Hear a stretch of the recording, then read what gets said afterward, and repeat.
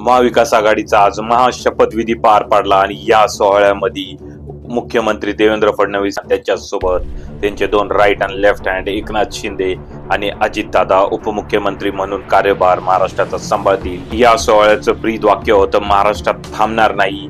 इथून पुढच्या 5 वर्षांमध्ये महाराष्ट्रामध्ये विकासाची गंगा येणार आहे आणि महाराष्ट्र खूप प्रगतशील होणार आहे।